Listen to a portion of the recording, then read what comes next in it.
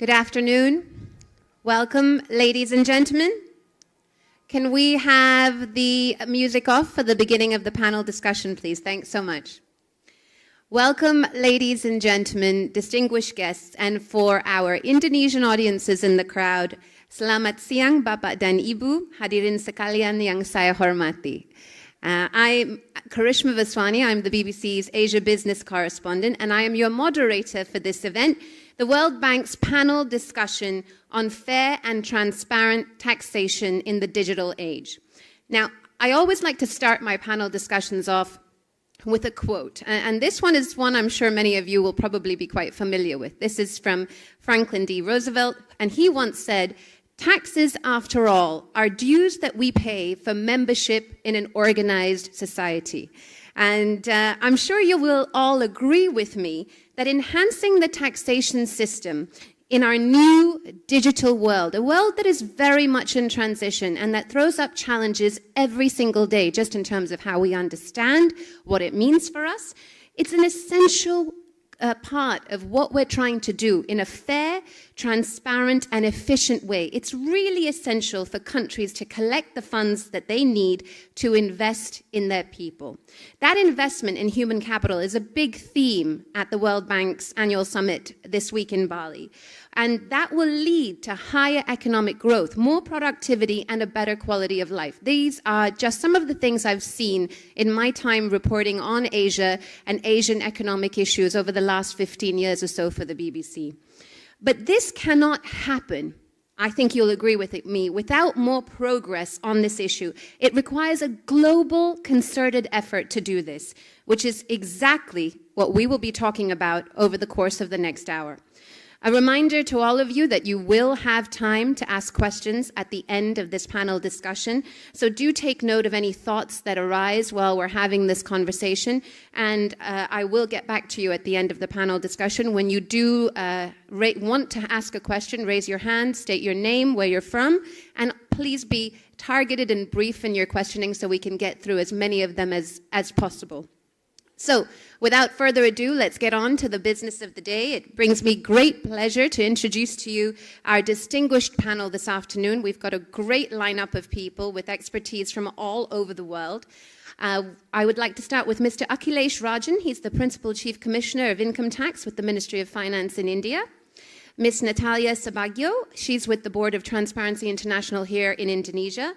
Alvin Musioma, he's the CEO of the Tax Justice Network for Africa. And we are also hoping to have Mr. Suhasil Nazara, the head of the Fiscal Policy Agency for the Ministry of Finance in Indonesia. He has arrived and he will be coming to the stage very shortly. In the meantime, please do give a big round of applause for our panelists who will be undertaking the discussion this afternoon. Please.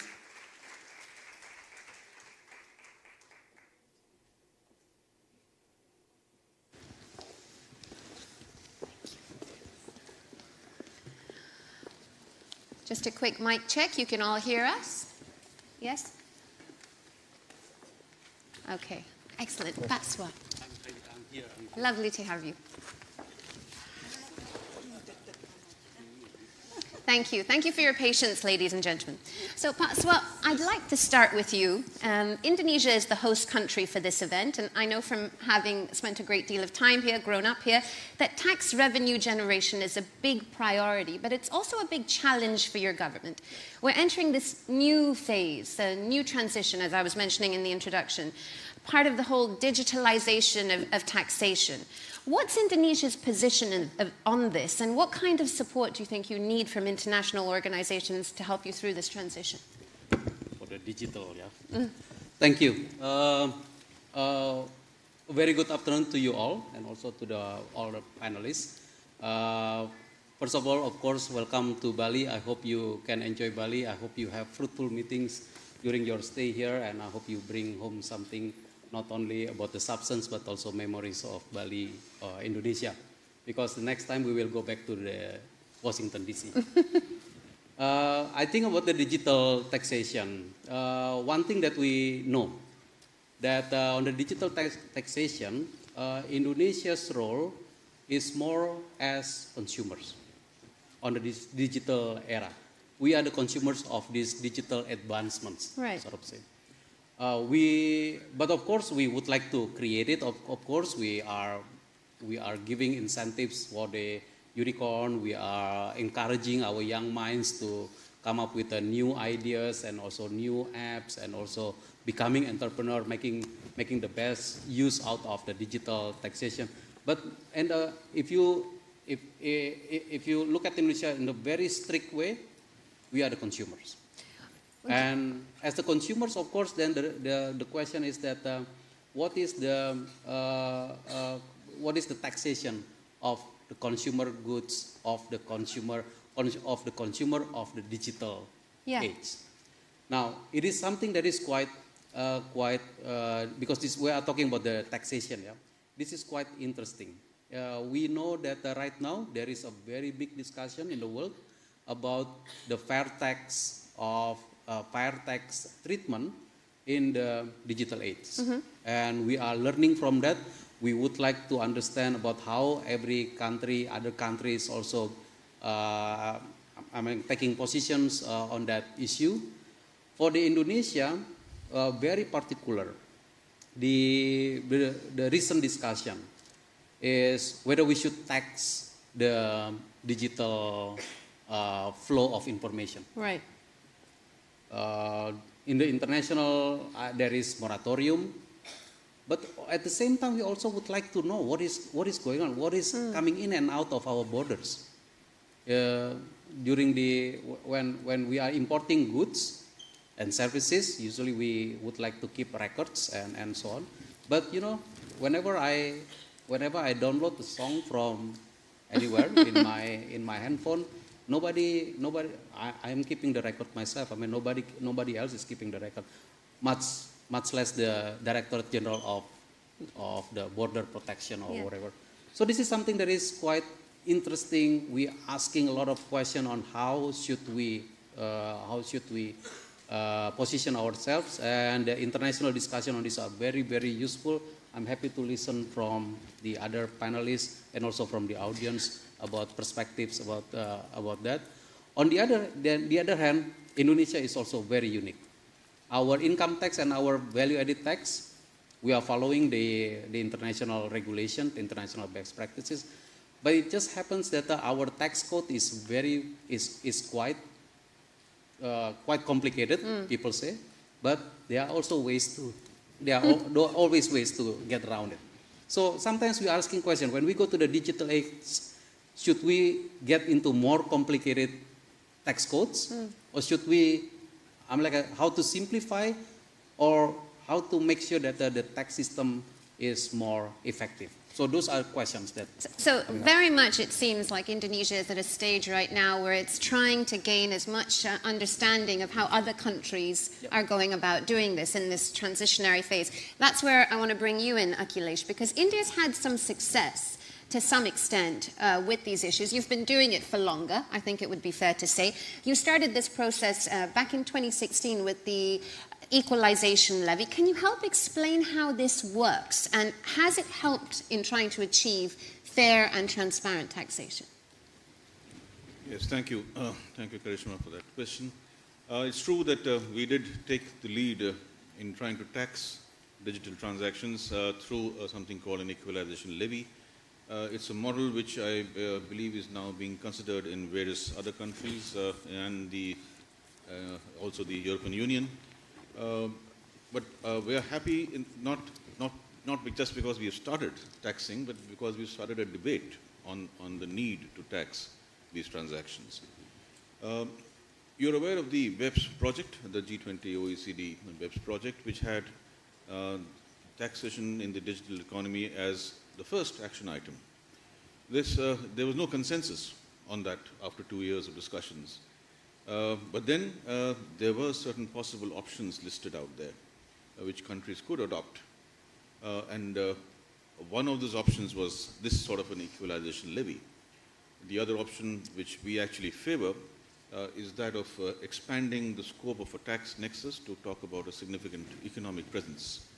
But then when the BEPS reports were out and the recommendations had been endorsed, we knew that consensus on the significant economic presence would take some time. It would take a lot of discussion to really change, because that means a fundamental change in tax rules. So the best and the simplest way of taxing was the equalization levy. It's the two underlying principles there.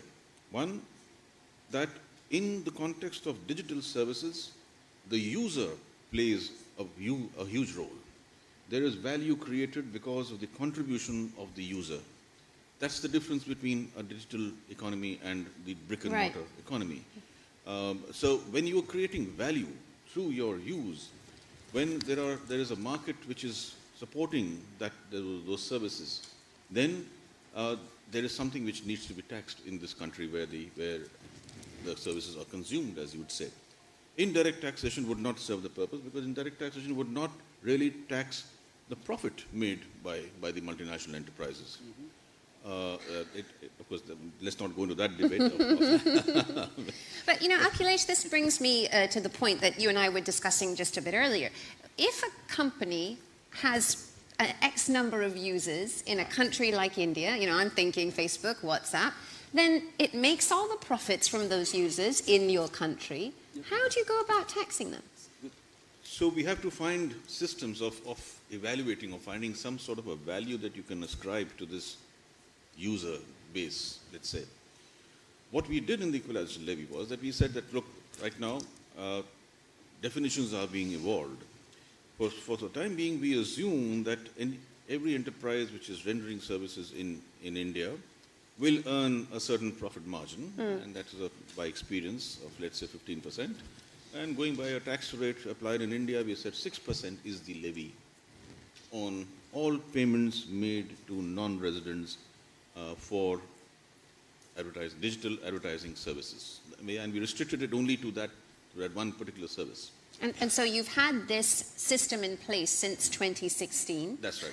And how has it fared so far in trying to achieve those goals of fair and transparent taxation? So it has worked. There has been no problem because the system was designed to be very simple. It's just a payment at the time of the remittance. And there is a choice out there. If once the levy is imposed, then that amount is exempt from any other form of income taxation. So that sort of made compliance much easier. So in fact, we are reducing disputes where we have Google, which is locked in disputes with India and tax authorities for a long time, and haven't had any disputes the last 2 years because they said, all right, we'll pay this. This is simple. This is okay. We don't agree with it. That's fine, but we'll pay it. So it's a flat sort of levy with an exemption from income taxation. It is not an income tax because it seeks to tax the payment made for a specified service. So it's something between a direct tax and an indirect tax. The main issue was that we couldn't enact something which would be contrary to our tax treaties. Now, the tax treaties would not allow taxation of such income in India in the absence of a fixed base. So then this then therefore is not an income tax, therefore not covered by tax treaties. It is a tax on specified services, the income from specified services, and it is in fact an interim measure where we believe that it should lead to a refined debate on refining those definitions that we're talking about of how to align the taxation of these transactions with the regular accepted corporate taxation principles. I think the point that you raise is just reflective of how difficult countries are finding this new transition into the digital age. And I think, Natalia, part of that, the digital economy that has, as Pak Swa mentioned, provided many benefits and opportunities in theory for a country like Indonesia, in the ride-hailing sector, for instance, and e-commerce, job creation, all of that. But it really also brings a great number of challenges to try and create an equitable society, especially in the sense of free and transparent taxation. How serious are these challenges, and what can governments do about them, do you think? Well, my personal opinion, I think these are very serious challenges indeed, particularly for an economy like Indonesia. We have Basu already alluded to it, the challenge for the government is to try and understand this whole new digital era and the rise of new forms of businesses, entrepreneurship. Trying to grapple with this is already very difficult. And on top of that, in Indonesia, while at the same time we are a very attractive market for the major companies like Google, I mean, we have a population of 260 plus people, 143 million internet users, and mostly just using it for chatting, social networking, and entertainment. Yeah. And we have not really been able to optimize the potential of this. So optimizing, understanding the digital era, optimizing the opportunities, the challenges, and in Indonesia particularly is trying to also narrow the gap between the digital divide. Yes, yeah. I mean, the 70% users of internet are all urban, concentrated in Java and Sumatra, and so they would have the natural advantage of being able to access high-speed internet. Yeah. But what about all the rest of Indonesia? That's something that we have to grapple with. And it's not just a matter of access. It's also in trying to understand the potential of digital. So these are very real problems and real challenges. And my government, I'm not government person, but only last year, this government has set down a presidential regulation on this digital e-commerce. And this is just the very beginning. And in that roadmap, issues like taxation, security, consumer protection are all being laid out. So we at least realize the challenges. We also realize the potential, but we're still grappling with how to manage it all. Yeah, but at the same time, there's also a risk, right? That because this is such a nascent industry for a country like Indonesia, it's the homegrown companies that could be at risk, and you end up stunting their development or their access because you make the environment so full of regulation. So what do you do in a situation like that? Well, I think what's important is that when in such an environment, it's very important for the government to open themselves up to collaboration with the players. We have a lot of active digital technopreneurs and who are very willing to give the input to the government so that the government better understands the challenges and the business processes involved in this. So we want to develop the digital economy because we see the potential. It opens up opportunities for women to enter the economic sphere. You can use the digital technology for all sorts of other things, the e-commerce, which has not yet been fully tapped for educational purposes. So there are too many opportunities out there that the government has to ensure can grow and not be stifled by taxation issues that hinders and rather than hampers. And a lot of our attention has been very much focused on the major players out there. But are there enough tax incentives to support the development of the homegrown industries? This is what we have to try and find a solution to. Yeah, that's why I will come back to you on Natalia's point because I think it is definitely one for you. But Alvin, it seems to me that what we're talking about today is that the digital economy obviously provides opportunities, especially for developing markets like Indonesia. But it also makes it easier, doesn't it, for large multinationals to shift their profits around to effectively avoid paying tax. I think the Panama Papers was a great example of that in recent times. I know you've been highlighting this from your experience, and certainly the World Bank Development Report also shone a spotlight on this. What's at stake, do you think, for countries because of these trends? Thank you. Is this on? Yeah. Thank you. No, I think that the conversation on digital economy, actually I would like to rephrase that and call it the taxation of a digitalized economy, because there is no economy that is separated from digitalization. In Kenya, where I come from, you don't need a wallet if you have your phone, you can carry out any transaction. So Wow.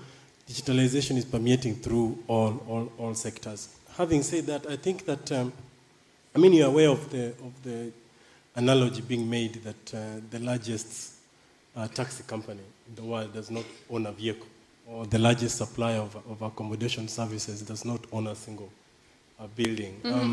And this basically goes to show that the growth pace of the digitalized economy is growing so fast, and the policies that are required to regulate those sectors are not keeping pace. And Right. these policies could be what Natasha was speaking about when you talk of labor, when you talk of taxation, when you talk of issues around privacy. So it cuts across efforts by governments, both developed and developing countries, to regulate this sector, are proving a huge challenge. And I think the Panama Papers was a good example to show the kind of challenges that countries across the world are facing. And the bigger question here, building up on what Akhilesha was saying, is that it's basically three questions. What do you want to tax? How do you want to tax it? And where do you want to tax? Are you taxing data? Are you taxing the services, the connecting services that these companies provide? In the question of where you want to tax, the question of where did these companies exist? I mean, as you were pointing out, the question of the double tax agreement, the assumptions that are being made there that there's a company as a brick mortar subsidiary registered in one country or the other. This is not the case anymore. These companies operate somewhere in the cloud. And then when you look at how to tax, the current global regulations, including the OECD arm's length principle, are not fit for purpose. They don't recognize that largely many companies are shifting the value of majority of companies is vested on intangibles, on patents, on copyrights, on softwares. So this, I think, presents a huge challenge which needs globally, and I'm happy that the World Bank in this context is really exploring into looking at this, that there is need for global consensus building on what needs to be done to tax, to capture the revenues from the revenue from these companies. And I think that we need to be more innovative, including looking at what is not working, doing away with what's not working, and exploring some of options. For example, the unitary taxation, which has been put out there as an option of looking at companies as a sum instead of looking at it as separate entities, while actually they are owned by the absolutely. same company. So these, I think, are some of the options that needs to be considered. Thank you. But so I'd like to bring you in at this point, both on Alvin's point as well as what Natalia was saying earlier. How do you go about, in this transition that Indonesia is in right now to basically create a new tax system for the digitalized economy?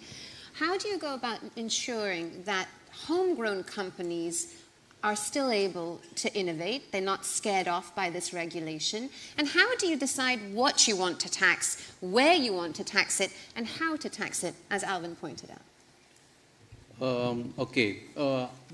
Where if we are talking about the digital economy, I think the spectrum is quite wide.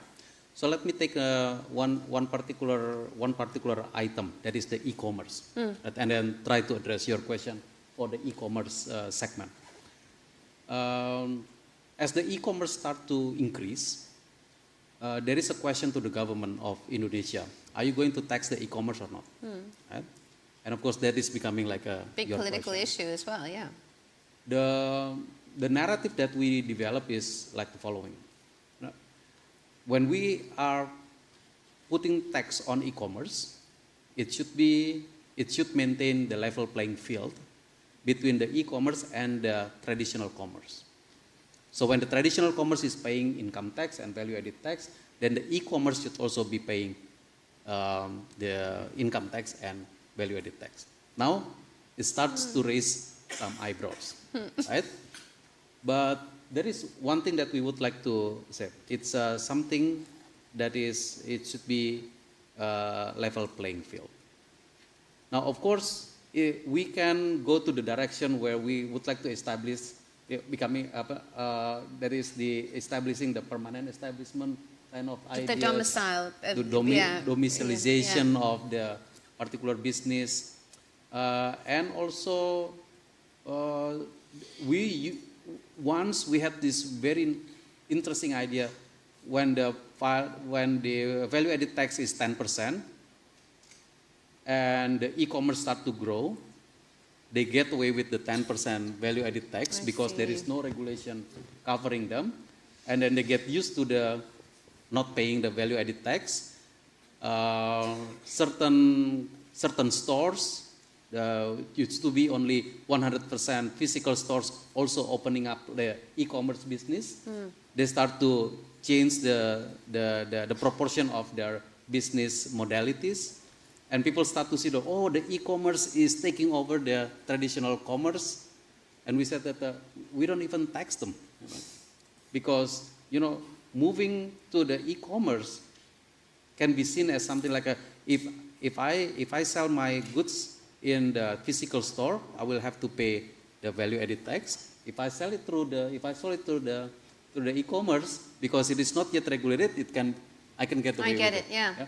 So, this kind of behavior in the economy is there. So I think it's very important for the government to start to think about the level playing field between the e-commerce and the conventional commerce. And where to tax, of course, if it comes about the value-added tax, it is where the transaction is happening. And that is the basis of the previous exposition. Although I'm quite interesting to know more about the levy instead of tax. I think it's a nice way of getting around the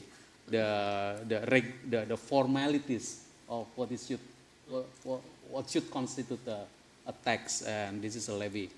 And for the Indonesian, because we are consumers, we also know that we have to maintain the level playing field between the domestic producers and the non-domestic producers. Yeah. Now, this is where things getting quite interesting, because in the absence of the regulation, during the time where we understand that there is a moratorium to regulate the flow of digital information, we know that the emerging economies, we are more like a consumer rather than producer. But we also understand that there must be some rights of taxation belongs to the emerging economies. Yes, absolutely. I'd like to pick up with you, Akhilesh, because, given that India has had this experience already, what we're effectively talking about is how the private sector can contribute. And I'm interested to find out, further to Pak Suar's point, what has the response been to the equalization levy, both from homegrown companies in the digital space as well as the multinationals? Because there is a sense of resentment. I often hear this in my reporting, especially from MNCs having to do this in India, that they're being unfairly taxed, whether they're doing it in the digital space or in otherwise. Well, yes, the private sector thing, apart from showing resentment, has not really contributed to the furtherance of this debate as to how do we tax it. Now, there are issues of equity, yes, of course. Alvin mentioned that, and you just came across here.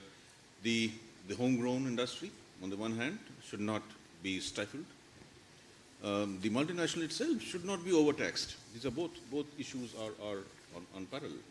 And therefore, any such taxation levy must take into account both these factors. And that's why we are saying that although this is a simple way of taxing it, it is a very ad hoc way. It doesn't really take into account many questions of equity. It might, in fact, raise questions of who will bear the tax actually. The foreign enterprise might say, I'm not bothered about this tax, the consumer will pay it. Right? It can enforce its terms. So it might not, it has its problems in continuing this levy. But what we have always said is that, yes, to meet the rules of equity or the needs of equity, we need to have profit allocation rules which are just and fair. Now, so instead of getting lost in trying to define what is the value of the user or what is the value of data, we talk about the profit of the enterprise as a whole, and we find a way of allocating that profit between the producer of the services, the intellectual property owner, and the consumer. And we believe that in the modern age, markets are playing an increasingly dominant role in creating value.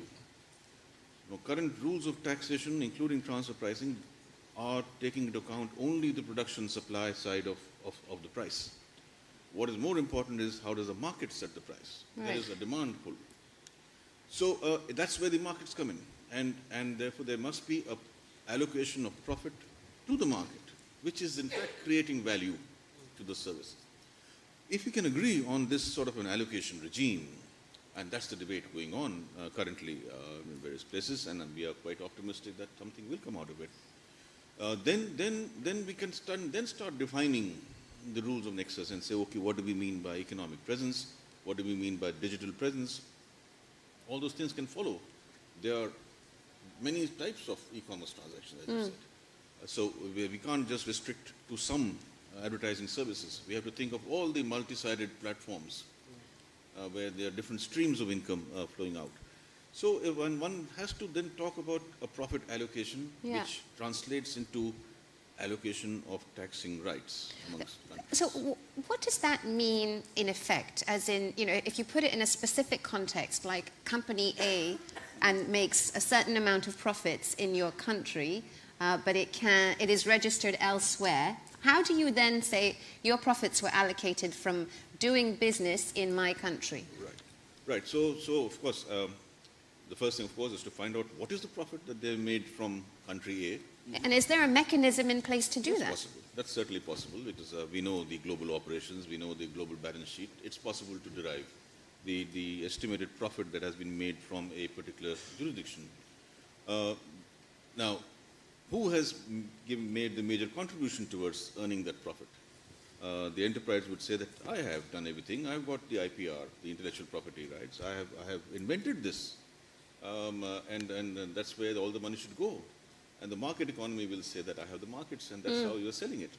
So we are now trying to find a formula which can give some weightage to each of these factors, and say, all right, here is a lump of profit, and that's the way that we divide it. There are 4 or 5 factors which are responsible for this profit: the legal ownership of intangible, the place of production of the service, the consumption, sales, and the user contribution. Let's try and put values to these factors and allocate the profits in that manner. If we can arrive at that sort of an allocation formula, then probably it can be used in any e-commerce situation, and that's what we are hoping. And but then this will need some sort of a change in the way of thinking, some change in the international tax rules, where profit attribution is normally done by transfer pricing only, which is not and cannot be correct in this context. So it needs a lot of change, and to that extent, the issue also becomes slightly political. That's why I know you want to jump in there. The typical, whenever we teach economics to our young students, Econ 101, we always say that the production is a function of inputs. So when we talk about what is the value of the production, let's look at the inputs. And of course, the inputs, if you apply this to the taxation, and you say, all of the inputs belong to the producer, including the property rights, including the capital, including the labor. Well, certain labor may be in the spread all over the places. But then there is a mindset change here. The value of the production is also a function of the market. It is not, the value of the production is not sold at the market. It exists, the value of production becoming a real value because it's being transacted. I see what you mean, but then, isn't there more of an incentive on governments when they're having these conversations with the private sector to convince them to then produce more in the countries that they're doing business in and making profits in? Yes. Okay. Yes. In fact, if we can arrive at a fair profit allocation formula, I think that half the argument with the private sector will be won, because the main worry of the private sector is that if you start taxing me on just sort of a presence, then it is an arbitrary form of taxation, and there is no limit to what what amount of profits you think. The question that Alvin said, how much do you tax? That's very relevant. How much do you tax? And they're scared that you start taxing everything, and if you start taxing the entire remittance, then what happens? So if we can come to an understanding of, all right, this is a basis on which we attribute some part of your profit to this jurisdiction, and this is all that we will tax on a net basis, giving you all your expenses and your deductions and everything, then I think it's a fair proposition which the private sector might be willing to consider.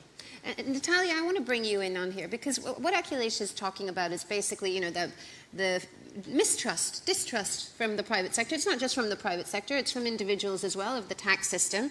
You know, and often in developing countries, the burden of tax falls on the middle class, and they feel that they're unfairly taxed while everybody gets away with it, and there's no valuable public services to show that their money's actually gone to some use. So what can governments do to improve this? Yeah, any effective tax system requires public trust.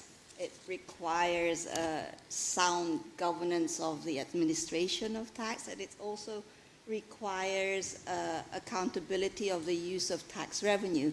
These are issues that in Indonesia we're sort of kind of falling behind, especially when you live in an environment where corruption is still a problem. So I think, to be fair, the tax authorities here in Indonesia has improved quite a bit in the administration of our taxes. The use of technology in collecting taxes has been very much helpful. The minimizing contact with tax officers, and this is a priority to improve the tax system, and this is to build trust. But still, you know, even with all these developments, we still have cases where we have the management of a whole tax office in one of these outer islands, caught red-handed in a sting operation, taking kickbacks. So building trust is essential. How can we try to increase our tax revenues when there is no public trust in the system? And the government, to address this, they just have to be more transparent, more accountable in the way they administer government. Right. So it seems to me, Alvin, and I'd like your thoughts on this, that in order to solve many of the problems and the challenges that have come up on stage today, shouldn't there be some sort of body that regulates this, an international body that could provide the advice and the consultation that's necessary? Thank you. I think it builds up on two questions. When we talk of fair, it's fair to who? I mean, if you talk to the private sector, as Akhilesh was saying, they feel that they are being unfairly taxed. You talk to the common citizen on the street, they feel that the burden of tax is shifting, particularly in developing countries where we note there is a huge shift towards consumption taxation. In Uganda, recently they introduced taxes on social media, taxes on money transfer, which has led to huge protests. The president saying, yeah, people are spending too much time on gossip and we need to regulate, regulate and tax them. So I think that the question of fairness is one that needs to be unpacked, and also underlines the need for consensus building, and this consensus building both from a technical level, and I think that the work that the partnership on collaboration on taxation are doing, and OECD and organizations like ATAF, in terms of providing that space for technical conversations to happen, is very important, but also to underline that tax is not just a technical issue, it's a political issue. Yes. So you need also to have a space where these political conversations are happening and consensus is being made, and this is the call that my organization and other civil society organizations have been making, that we need to, both in the medium and in the long term, explore the options of strengthening the UN mechanism and create a space where countries are sitting on the table to discuss on how to engage. And otherwise, if you don't do that, what is happening is countries are being pitted against each other. Yeah. leading to what is termed as a harmful race to the bottom. Secondly, I think that the question of transparency matters, and that's why we are talking about fairness and transparency. And transparency here, there are a number of proposals that have been made on the table in terms of the work around beneficial ownership, the work around country-by-country reporting, the progress that is being made on automatic exchange of information. I think these are all things that will significantly contributing to making the global tax system more transparent, and then having spaces where, for fairness purposes, we are having policies that are not shifting the burden of taxation to consumption, but more to income. And as Akhilesh was saying, it's at the current point, it's even difficult to say is it an income tax or is it a consumption tax? And I think it's a complex issue, but I think that the courage that is required is creating those spaces, both political spaces but also technical spaces to have this kind of conversation. How far away are we from that, do you think? Given the fact that, as you say, currently countries, if they're not working together on this, they're being pitted against one another. So in a sense, one man's profit is another man's loss, right? Because there are countries out there who are benefiting from having companies being registered to avoid paying higher tax. So how far away are we from that sort of global interconnectedness and working together? I think that on the technical level, there has been significant progress that has been made. The Partnership on Collaboration on Tax is an example that brings together the World Bank, the UN. As a technical space, I think there's significant progress that has been made. The conversation we had yesterday about what is happening on automatic exchange of information. So on that side, I think that there has been steps that have been undertaken. The BEPS process, I think, all positive steps, but on the political level, I think that there's a lot that needs to be done. The work on the political conversation and political consensus building is absolutely important, because if you don't have that conversation, and it will be recently, for example, you end up having countries making autonomous decisions that end up harming the other countries. Recently, Exactly. Tanzania announced need to renegotiate the double tax agreement that they have with the Netherlands, because they felt that it was opening doors for the kind of profit shifting. So the political process and the political space, I think, is where we are really lacking, and we need to put more emphasis on that. Pat Swan, I know you had something to say, and then I'll come to you, Natalia. Yeah. It was actually discussed by Arvind in the last discussion, because initially we were talking about the private sector kind of versus the government. Yeah. And the private sector, they don't like to get tax. The government would like to collect tax as much as possible. I mean, like, we understand nobody likes to pay tax. I'm like, individuals. You are too, Excellent.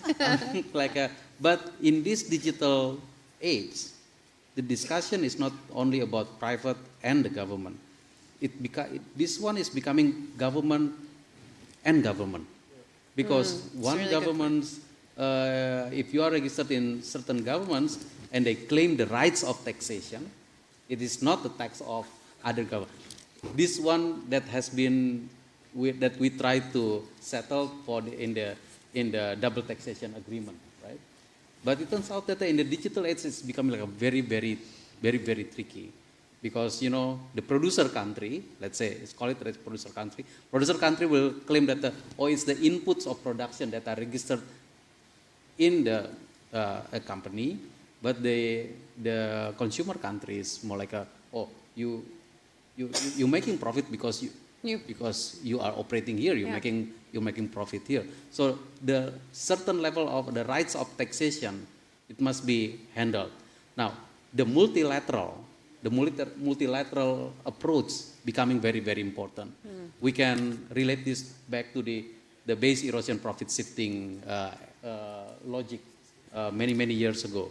That is a loss to America. A benefit of one country should not be taken place as at the loss of the other country. Now we are good with we are making a very important progress, a lot of progress with the base erosion profit shifting. We should be doing this as well multilaterally, right. And I think the OECD, the G20 is making the OECD to come up with some logic, and then you are also working with this, the movement. Right? Natalia, you wanted to jump in. I just wanted to comment about beneficial ownership. Yeah. This is for a country like ours, which is still very much resource-based. Beneficial ownership and the disclosure of it is very, very important. But then the problem is the verification of all this information. That is a challenge. And if we can do it with the automatic exchange of information, it should also be available for tracking down beneficial ownership. And then increase transparency in that method, yeah. Well, we've come to the point in our discussion where I can now turn to the audience, who have been very patiently listening, and many of you I've seen have been taking notes throughout this discussion. This is your chance to ask these experts some of the questions that you have that have been prompted as a result of our discussion. Please state your name and where you're from and direct your question to a certain member of the panel. And please do remember that these are meant to be questions. Please keep them brief so we can get through as many as possible over the next 9 or 10 minutes or so before we have to wrap up this discussion. There's a mic in the audience as well, so do raise your hand and we'll send the microphone your way. Over there? Great. Okay. Yeah. Sorry, wait, I can't see that. Over there? Up there. Up there. Up Yeah. there and also over there already standing. Okay. By the mic. Yeah, over there? Okay, good. Yeah, go for it. Hi, my name is Simon Lavoie-Pérus. I represent the Young Diplomats of Canada, and I'd like to hear the panel's view on harnessing technology to improve the tax collection process. There's been ideas of using, for example, blockchain for more efficient tax collection, and this holds the promise of reducing the tax gap and making taxing more fair and transparent. Is this something feasible in your view? And who are you hoping to ask this question of? I'd like to ask it to Mr. Nazar. From Indonesia? Yes. And India? Yeah? Okay. Yes. Yeah, okay. Patswa first and then perhaps Akhilesh after. I think it's in principle, yes. In fact, Indonesia this big, there is no way that we think that we can have an efficient tax system without the digital help. Up to now, up to several years ago, Indonesian VAT invoices are practically manual, and it's a pain in the neck, to match all of the tax ID numbers and all that. But they somehow they manage to do that. But when we do it with the digital, it's much more efficient. Right now, we are also using the digital that certain companies, especially state-owned enterprise, and then there are a number of very big state-owned enterprise in Indonesia whose data are real-time connected to the DG, to the Directorate General of Tax. So this streamline a lot of things that makes things more possible. Right now we are talking about how to make the refund system more efficient and more, with a faster speed. This is also need a lot of the digital help. So yes, the Directorate General of Tax in Indonesia now undergoing the reform, and one of the reform is one pillar of that is the IT helps, IT principles. Thank you. And Akhilesh? Okay. I think he's happy with the answer. Oh, okay, all right, that's fine. Any more questions in the audience? I'll just add to it. I think he talked about cost of collection. I'll just mention for that this equalization levy that we have in India, it doesn't involve any additional cost of collection of of taxes, because there's just one event, the event of payment. And at that stage itself, the tax amount gets transferred to a certain government account. There is no compliance cost on the foreign enterprise, and a minor compliance cost on the person who is deducting. So this sort of a simple system is good because it doesn't have a cost really to it. But then there are other factors. As I said, we need to move to a more advanced system, which may have its own costs. We don't know. Excellent, thank you. Anybody else? Oh, there's somebody right there. Okay. Good afternoon. My name is Anki Scott Joseph, and I'm from the University of the West Indies, Cave Hill, Barbados. My question is directed to Mr. Ranjani, India. Your experience so far, how have tax arbitrage been dealt with? Have you seen tax arbitrage? Have you seen the evolution of agencies who have advantages of utilizing different methods to minimize the impact of digital tax? Thank you.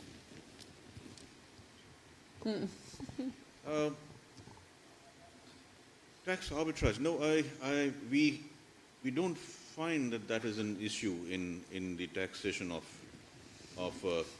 digital transactions, because the existing system, in the existing system, there is no tax. It is not possible under the current tax rules to tax this income as business profit, because there is no physical presence. The tax treaties, and India has about 95 tax treaties. These treaties are based on the UN Model Convention and the OECD Model Convention, and but all of them require something called a permanent establishment, which is defined to be a fixed place of business. Now, so there is no tax at the moment, and therefore, when we make an attempt to tax a portion of that profit in some manner, either indirectly as an equalization levy or directly by alleging a business presence and then allocating profit, the issue of arbitrage is not something that has really come. We just hope to get some tax out of it. Okay, I can see a gentleman on the left. This is our last question for this afternoon, ladies and gentlemen. My name is Mohamed Abu Musa. I'm from Central Bank of Egypt. My question goes to India. I see some sort of a dilemma between taxation and at the same time promoting digital companies. So how did you deal with this? Thank you. Right. So a tax measure like the equalization levy could have an impact on entrepreneurs who are moving into the digital businesses. That's not because of the structure of the levy, but because of the bargaining power of the multinational, which would say that if the levy has to be paid, then I will not pay it. You pay the levy and take care of the taxes. So it might harm the interest of these small enterprises. The way in which we have tried to reconcile that is to build in thresholds. So payments or charges for up to a certain level will not attract the levy. Payments of these small enterprises, therefore, many of these payments get out of the net, and this is a threshold which we can examine and keep increasing, so as to have cause minimum sort of inconvenience to these startups. Other than that, we don't see any conflict between our attempt to tax the income of multinationals who are rendering digital services and the homegrown enterprises. In fact, the name equalization comes in because we are trying to equalize the tax treatment of these two entities. It is a fact that an Indian enterprise which is rendering digital advertising services is getting taxed at 30%. For the same services, exactly the same services given by foreign enterprises, there is no tax. Hence, this issue of tax neutrality, which is a fundamental concept of any just and fair tax system, the equalization levy is an attempt to bridge this gap of neutrality and to make, and that's why it's called equalization. We are equalizing the levies in the two cases. So there is no conflict between these two objectives at all. On the contrary, it can be viewed very favorably by Indian or domestic digital service providers. Thank you very much for your thoughts today, Patswa, Akhilesh, Natalia, and Alvin. I think what's been made clear from our discussion is that this is very much a process in transition, and these sorts of opportunities to share ideas of how different countries are tackling these challenges and the opportunities that have arisen as our economies become more integrated and interconnected, as well as far more reliant on digital services. This is something that we're going to keep talking about, I imagine, at future events like this. And I've learned so much today, so thank you very much. And please do join me in giving them a round of applause, ladies and gentlemen. And thank you so much to the audience as well. That's it for this discussion on fair and transparent taxation. Thank you. Thank you so much. Whoops. Such a pleasure. Thank you.